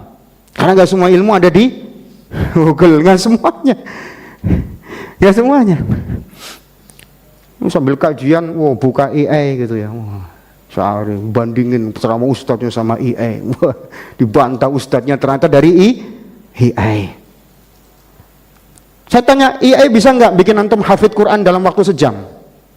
Langsung bisa ngimami di sini, bisa? Ustadz, antum belajar Al-Quran dulu berapa tahun Ustadz sampai jadi imam di sini Ustadz? Boleh kita tahu? 4 tahun coba. Bisa nggak 4 jam AI bikin antum langsung hafid? Antum bisa jadi imam di sini? Bisa? AI katanya menggantikan pekerjaan manusia. Bohong, nggak bisa itu. Sebab Allah nyatakan fas'alu ahla dzikri in kuntum la ta'lamun. Tanya kepada ahli ilmi kalau kalian tidak tahu. Dan itu sampai hari kiamat. Al-Quran itu sampai hari kiamat. Apa ada Allah katakan fas'alu ahla Google in kuntum la ta'lamun? Tanyakan kepada ahli Google kalau kalian nggak tahu. Gitu. Oh, enggak, ahlul ilmi. Jadi antum kalau majelis dengarkan, catat. Nanti googlingnya, jangan lagi kajian googling gitu ya. Nanti berlaku pula antum datang ke dokter begitu. Datang ke dokter googling dulu, ini begini rasa begini. Iya, dokternya ngasih tahu begini, dokter kayaknya nggak cocok saya sama antum. Ini Google musibahnya di situ sekarang. Orang sok tahu kepada sesuatu yang dia bukan ahlinya di situ. Antum perhatikan ini. Setiap hal itu ada ilmunya. Antum di mana sekarang ilmu yang antum kuasai di mana? Tidak semua kita menguasai semua ilmu. Ada ilmunya masing-masing. Ya. Iya, kalau antum bisa masak mungkin pakai Google, tapi dalam kondisi darurat, ketika nggak ada sinyal, antum mau masak apa? Kalau antum chef bisa itu, darurat dia pakai bahan seadanya bisa masak, ya, antum bisa. Ya itu yang chef ya. Makanya jemaah tidak semuanya sekarang mentang-mentang ada Google apa antum sudah menganggap, saya sudah jadi ulama. Enggak, tetap harus belajar namanya ilmu syar'i, duduk. Seperti ini. Ini jemaah. Kemudian faedah yang ke-6, pentingnya jawaban ilmiah untuk membantah berbagai macam syubhat. Jadi syubhat cukup dibantah dengan ilmiah. Gak usah kita mendebat. Anda perhatikan, ketika Nabi Samuel alaihissalam menjelaskan bahwa Taulut adalah raja, Bani Israel gak terima. Syubhat mereka apa? Oh, dia bukan keturunan Yahuda, keturunan raja. Oh, Taulut itu orang yang miskin, bukan orang kaya di tengah kita. Itu kan syubhat. Apa jawabannya Nabi Samuel alaihissalam? Qala innallaha astafahu alaikum. Sebab Taulut sudah dipilih oleh Allah. Jadi kalau antum menjelaskan kebenaran, antum di debat, tar begini antum jelaskan, ya Nabi begitu bersabdanya, mau diikuti ya silakan, enggak apa-apa, urusan kamu sendiri. Ya sebab kemarin ada ikhwan datang, Ustaz saya di debat begini Ustaz, gimana Ustaz saya debat lagi? Enggak usah debat, antum kasih jawaban. Kalau antum merasa ini perbuatan Nabi, ada ulama yang menjelaskan, jelaskan seperti ini. Kalian mau menjelaskan silahkan, enggak dijalankan urusan kalian sendiri. Lana a'maluna walakum amalukum. Bagi kita amalan kita, bagi kalian amalan kalian. Nggak perlu debat. Kecuali memang dia mau cari kebenaran, baru kita diskusi. Kalau enggak ngapain? Paham? Nah ini seperti itu yang dilakukan oleh Nabi di tengah-tengah Bani Israel. Nabi Samuel alaihissalam mengatakan bahwa ini perintah Allah, selesai. Mau melawan, kalau kalian melawan, kalian akan hina seperti itu terus. Nggak akan kalian menang melawan musuh kalian. Nah, mau nggak mau akhirnya apa? Taat, ya kan? Ini perintah Allah. Kemudian Nabi Samuel menjelaskan, wazadahu bastatan fil ilmi wal jism. Kenapa Taulut yang dipilih? Sebab Taulut itu memiliki ilmu dan kekuatan. Selesai nggak? Selesai. Bantah syubhat dengan cara ilmiah. Setelah itu apa? Jangan lanjut berdebat. Debat itu hanya menghabiskan energi antum. Paham? Jelaskan ilmiahnya seperti ini, dalilnya semacam ini. Jelas? Setelah itu apa? Dia mendengar, dia enggak, dia lanjut untuk mengamalkan apa enggak, ya urusan dia di hadapan Allah. Pokoknya seperti ini jawaban ilmiahnya. Paham sampai sini ya? Imam Malik rahimahullah, ketika ada orang ingin mengajak debat, maka Imam Malik mengatakan, kalau seandainya aku yang menang debat, kamu mau ngapain? Ya aku ikut kamu, kata orang ini, kata ahli bid'ah ini. Kalau kamu yang menang debat, apain lagi? Ya kamu harus ikut aku. Kalau aku sama kamu nggak menang, ada satu orang yang lebih hebat dari kita, kita ikut siapa? Ya ikut yang lebih hebat. Apa kata Imam Malik? Saya nggak mau debat sama kamu. Agama ini sudah jelas. Ya, sementara kamu hanya ingin menjadikan agama sebagai ajang perdebatan dan berpindah-pindah keyakinan. Debat itu kata Imam Malik bagi orang yang nggak yakin. Saya sudah yakin dengan ajaran saya. Ngapain saya debat? Udah pergi sana. Itu jemaah. Daripada habis waktu kita debat di sosmed, ya, urat saraf tegang, ya, debat di dunia nyata, ya, ketemu juga tegang, gitu ya. Nah, nggak usah menyibukkan seperti itu. Kalau kita menjelaskan sesuatu hal, jelaskan yang ilmiah berdasarkan dalil, ya. Setelah itu ya udah selesai, ya. Dia mengamalkan nggak mengamalkan itu bukan urusan kita atau di luar kendali kita. Kita nggak bisa memberikan hidayah taufik kepada dia, sebab hidayah taufik itu milik Allah. Kita hanya bisa memberi hidayah irsyad, hanya bisa menasehati. Seperti itu jemaah. Ya. Mafhum ya? Baik. Ya. Dibacakan ayat setelahnya. Kita dengar dulu ayatnya.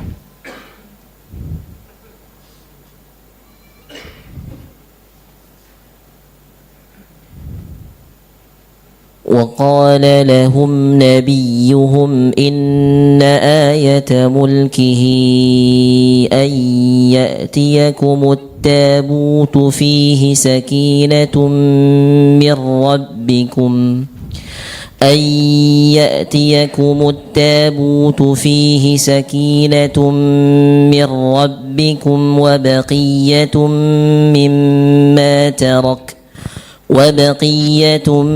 مما ترك آل موسى وآل هارون تحمله الملائكة إن في ذلك لآية لكم إن كنتم مؤمنين.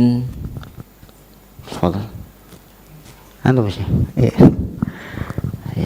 بسم الله الرحمن الرحيم.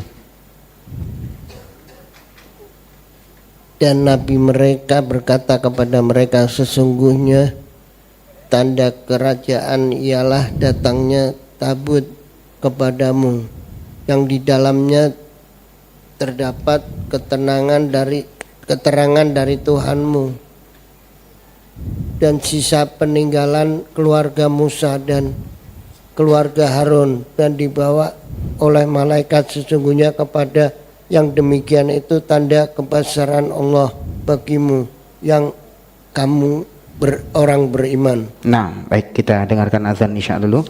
Setelah itu kita lanjutkan sedikit dan kita lanjut ke tanya jawab. Sallallahu alaihi wasallam wa Muhammad walhamdulillahirabbil alamin. Baik, di ayat berikutnya, ayat berapa? 248. Allah Ta'ala mengkisahkan bahwa Nabi mereka Samuel alaihissalam memberikan bukti nyata. Apa bukti dari Allah bahwa Talut memang layak untuk menjadi raja? Nah, disinilah mukjizat yang Allah berikan kepada nabinya alaihissalam.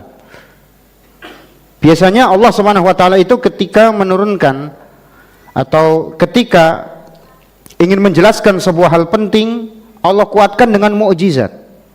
Ya, Pak, setiap nabi itu Allah kuatkan apa? Mukjizatnya masing-masing sesuai dengan kondisi umatnya. Ya, mukjizat setiap nabi itu sesuai dengan kondisi umatnya. Nah, Bani Israel ketika itu umat yang sedang apa? Seperti kehilangan induknya. bingung, dia nggak punya arah. Taurat nggak ada di tengah mereka, ya.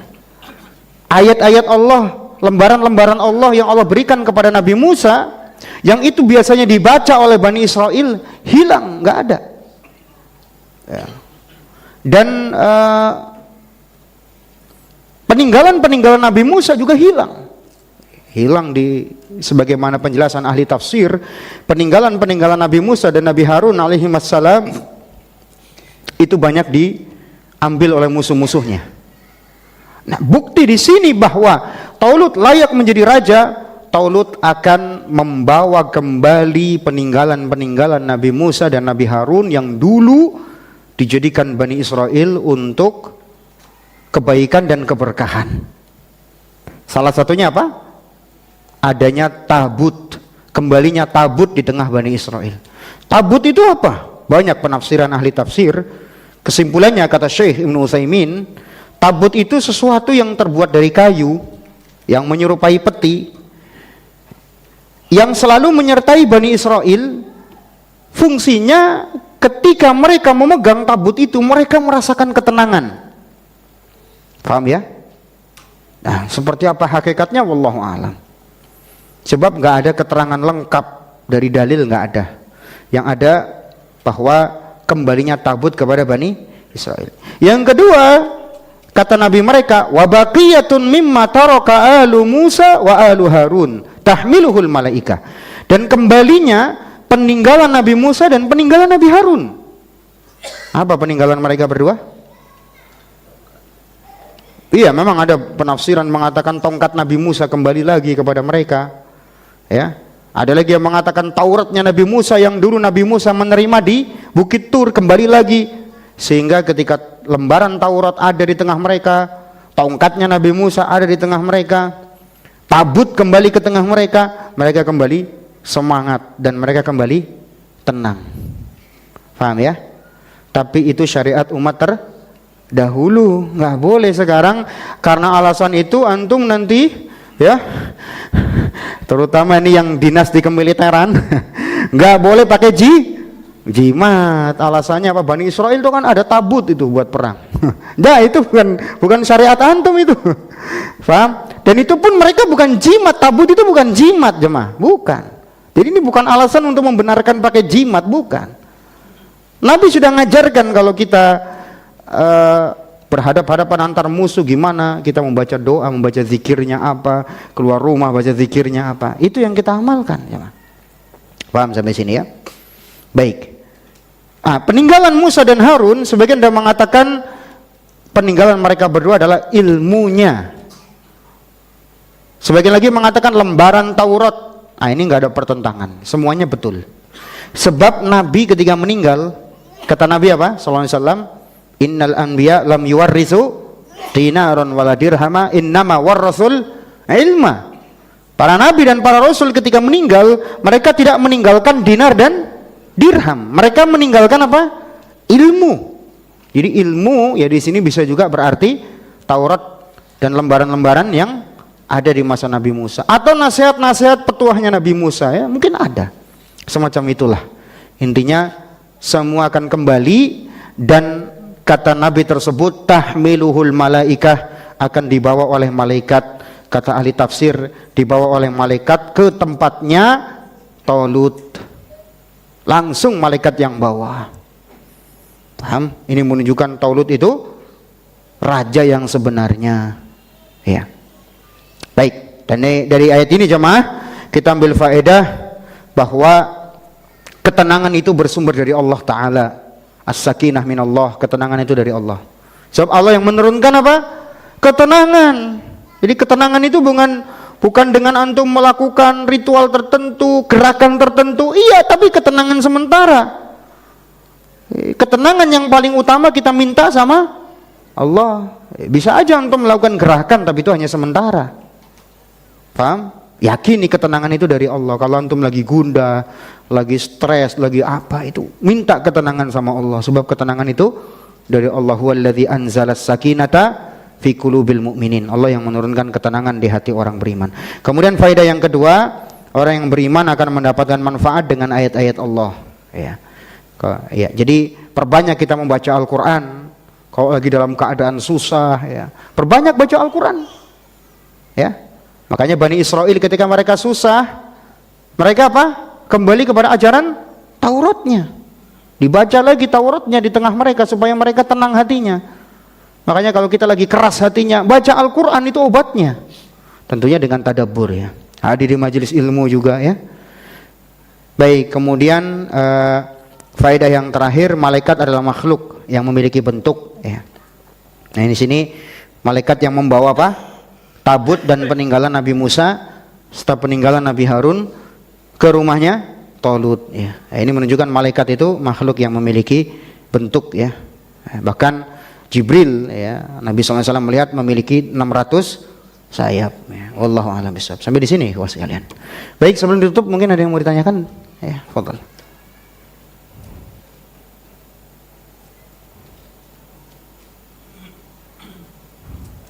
Ya.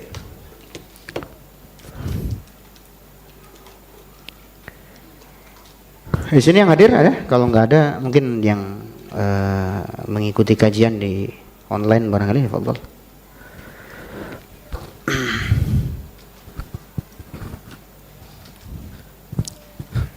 Assalamualaikum Ustaz. Waalaikumsalam warahmatullahi. Dahulu kaum muslimin pernah bermuamalah dengan kaum Yahudi. Bahkan Nabi SAW pernah menggadaikan baju perangnya kepada orang Yahudi. Lalu bagaimana dengan kondisi saat ini? Bolehkah kita bermuamalah dengan mereka di mana mereka berbuat zolim dan menjajah Palestina? Dan peperangan negeri-negeri muslim dengan bangsa Yahudi, apakah akan senantiasa kalah dan baru menang nanti menjelang kiamat? Baik. Pertama, kita berbicara tentang muamalah, interaksi antar sama manusia. Alhamdulillah syariat kita memiliki aturan dalam hal muamalah ya. Bahwa muamalah itu dalam syariat Islam al-aslu fil muamalah al-maliyah au nahwihi al-ibahah. Ya, asal muamalah ya seperti muamalah harta atau yang mirip semacam itu, utang piutang dan seterusnya. Asalnya apa boleh. Makanya Nabi SAW melakukan muamalah dengan orang Yahudi, ya, muamalah dengan orang musyrik, jual beli dengan mereka. Ya, Nabi SAW menggunakan pedang beliau bukan buatan orang Muslim, buatan orang luar. Nabi pernah memakai baju buatan orang Yaman. Orang Yaman ketika itu beragama Nasrani. Ya, Nabi SAW juga bermuamalah dengan orang-orang Yahudi dan seterusnya. Para sahabat pun seperti itu. Karena ini kaitannya dengan muamalah. Faham ya? Adapun kalau kaitannya dengan masalah-masalah yang sifatnya keagamaan, nggak boleh kita mengikuti agama mereka. Faham? Jadi muamalah itu sebatas muamalah, tidak kemudian menjadi sebab menjadi sebab yang itu menjadikan agama kita tergadai, itu nggak boleh. Nah sekarang gimana kita muamalah dengan orang Yahudi ya, sementara sekarang Yahudi kan menindas Palestina gitu kan. Boleh nggak sekarang kita membeli produk-produk mereka yang kita lihat memang banyak produk-produk buatan orang Yahudi. Pertama, yang namanya Yahudi memerangi kaum muslimin ya tidak cuma sekarang aja. Dari masa Nabi juga Yahudi sudah memerangi Islam. Bahkan Rasulullah diracun sama orang Yahudi. Antum perhatikan, Rasulullah diracun sama orang Yahudi. Parah nggak itu? Parah. Paham loh? Nabi diracun coba. Kalau bukan karena pertolongan Allah, Nabi meninggal loh. Bayangkan. Tapi Allah masih berikan pertolongan, masih dipanjangkan umur Nabi. Parah nggak seperti itu? Parah. Tapi Nabi tetap nggak muamalah dengan mereka. Tetap muamalah dengan mereka. Karena sebatas itu muamalah duniawi. Tidak ada kaitannya dengan perkara-perkara yang membuat agama mereka menjadi tinggi, enggak. Paham sampai sini?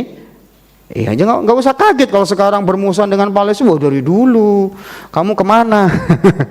Paham nggak? Iya. Nah, sekarang kita beli produk mereka gimana Ustaz? Ya pertama, kalau membeli produk mereka dalam hal yang itu sifatnya memang kebutuhan, boleh nggak? Ada masalah.